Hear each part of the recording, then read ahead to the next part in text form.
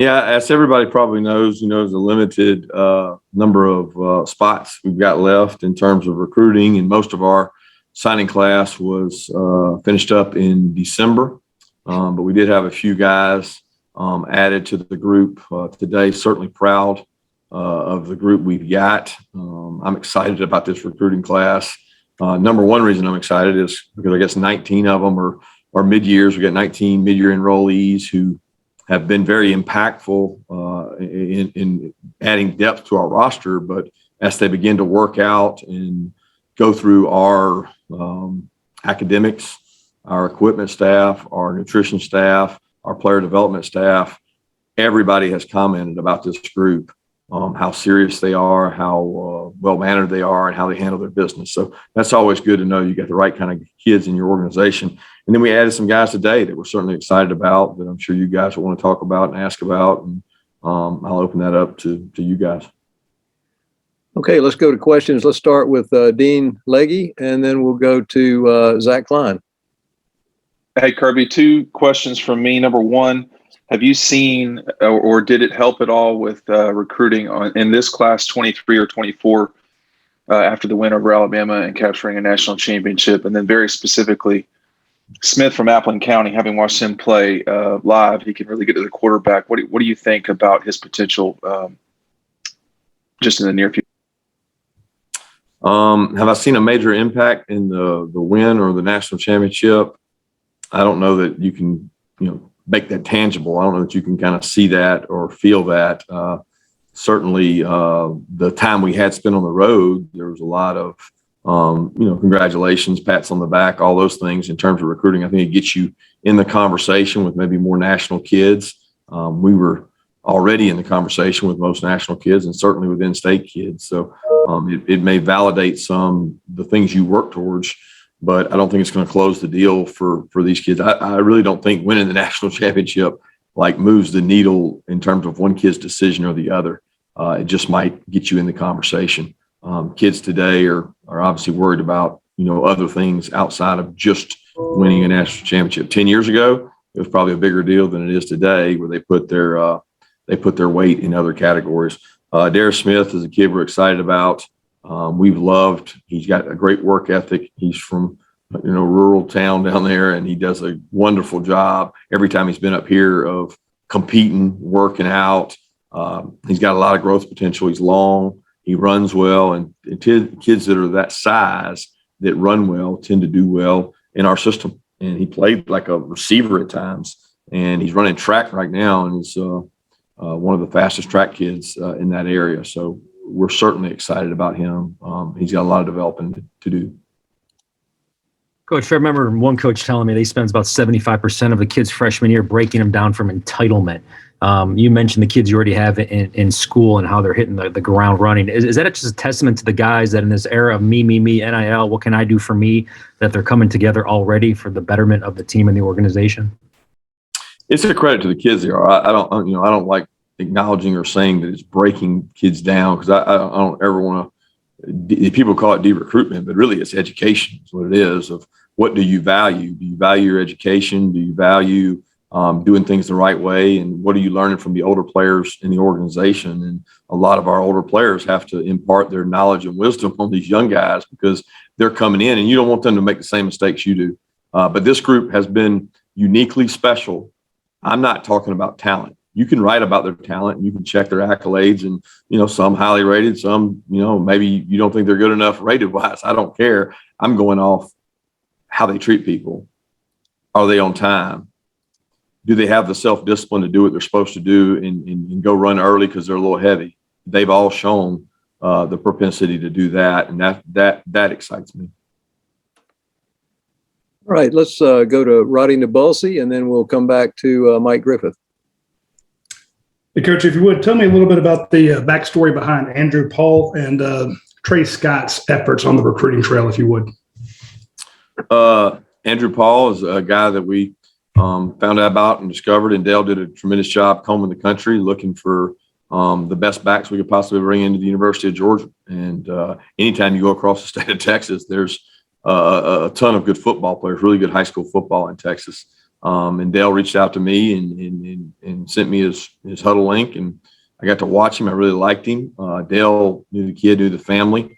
He's 210-pound back. He's got a great demeanor about him. He loves working out in the weight room, and just tremendous background checks where he's played, and the people he's played for have a lot amount of respect for him. And then getting to spend time around him on the actual visit validated that. It comes from a military background family, which fits a criteria for us in terms of discipline and being made of the right things. So once we checked out all that, it became, is he good enough? And we loved him. We think he's a really good football player, a great academic student, won a state championship in high school. And if you look at these guys that joined us today, I think almost every one of them won a state championship in high school, which is another indicator of success and winning and coming from good teams, which is of great value to us.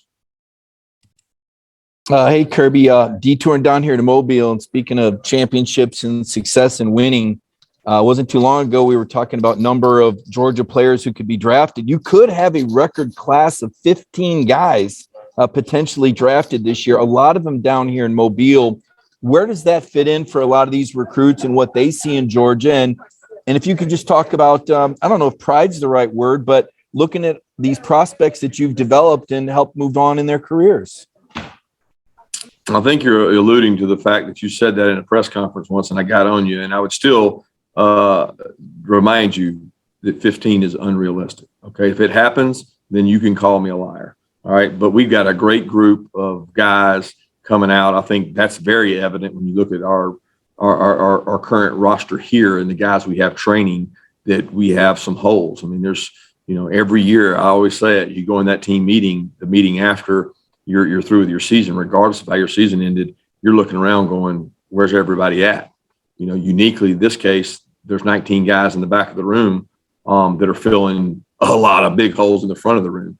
And that doesn't happen overnight, but I'm proud of those kids that are down there. I have to be honest with you, I've been so swamped with things going on, I haven't got to watch a lot, but I always like to check in on our guys at the Senior Bowl. I like to go to the Senior Bowl. I haven't gotten that opportunity with the calendar changes and some of the things we've been through, but I get reached out to from GMs and coaches working it that they've been really impressed with our guys' practice habits, demeanor, the way they carry themselves. Those are all things we try to teach here at Georgia, and our guys buy into that. So I'm excited to see where they go, and I'm excited to see them work out here at our facility when they get the opportunity. All right, next two questions. Let's go to Chip Towers and then Seth Emerson. So Jay, you alluded to this a little bit, that you've kind of been on the run, seems like, really ever since you got back from Indianapolis, just the way the calendar works and everything else. I just wonder, going into today, this period being what it is, this signing period being what it is compared to the other one, how much mystery were you guys coming into this day with? And are you done? Is there anything else that can happen today or in the subsequent days? Yeah, there wasn't much mystery. Today was the most different signing day I had. I mean, we've had things going on like here in-house that we were working on, our team, quality control, different positions we have to fill in terms of GAs, different opportunities. So we've been interviewing, dealing with different roles on our staff that we're trying to fill. So I haven't even stopped for signing day, where most of the time, that was all you did today. You dedicated today to that. That certainly is a December movement in the world we live in. So there wasn't a lot going on. And I can't think of anything, moving forward in terms of signees out of high school that would still be out there. So I'm missing something. Kirby, I know that with NIL, that's not something y'all can arrange. And so I don't know what you're limited, you can say and whatever, but how tangible a factor do you think that is now in recruiting? Yeah. Tangible being rated on a scale of 1 to 10, or like Sure. It's extremely tangible. I mean, it is, it's like you mentioned, we can't set that up. We can't, the sell for what, or at least what I'm finding in recruiting, is it used to be you sold championships, you sold maybe facilities development, certainly was a primary sell Now development has taken a step back, which it shouldn't. And facilities, academics, what we can do for you, life after football, those things have taken a back burner to NIL for a lot of people. And once you explain to kids that we can't set that up, we can't promise that, but what people are doing is they're validating their NIL by showing what their current roster makes and showing what their current players are able to do. And the more marketable their players, the more the dollar signs fall in these young kids and parents' minds. And I think sometimes they're getting misled into the numbers that are actually out there. And it becomes propaganda, which recruiting is always propaganda, right? It's how you use it. But the sell, when you're selling the development of a young man from Jordan Davis and you're selling look what he became, that's much more enjoyable to sell that story than to sell what he made in NIL, because you number one, you can't guarantee that. Number two, to each kid, it may apply differently. Some guys are at developmental positions and they're gonna have to work really hard. But I'm not of the opinion kids should be making decisions based on that. And you're probably recruiting the wrong guy if that's all they're making their decision based on. So I think a lot of colleges are having to look inside out at who they recruit and why they recruit them, because 10% of these kids we're all going to recruit. They're the best of the best. It's the next group that you better be careful who you're recruiting, because they're going to make up a majority of your roster. All right, next question. We'll see if Kip Adams has a question, then we'll come to Mark Weiser.